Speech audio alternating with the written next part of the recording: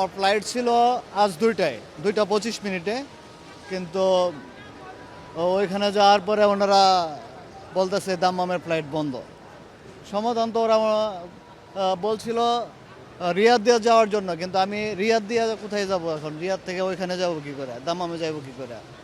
একটা প্যারেশানি না, যার জন্যে এভাবে দাঁড়ায় আছি এখন।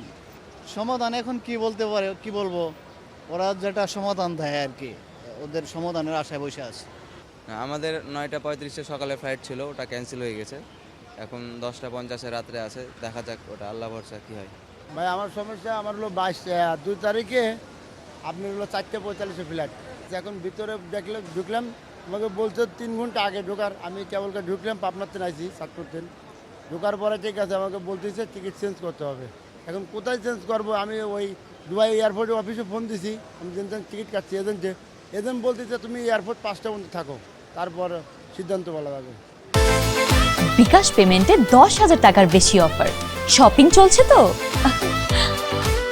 বিমানে বসাইছে এরা 6:02 ইফতার করাইছে। ইফতার করানোর পরে 10-15 মিনিট পরে কবিতা না বিমান যাবে না, আকাশের অবস্থা ভালো না। পরে 7টা বাজে কোন যদি বসাই রাখছে, এবারে কইছে যার যার সামান নিয়ে যান, গিটের বাইরে যান গা, পরে আমরা জানাই দিব, কথা বুঝছেন নি?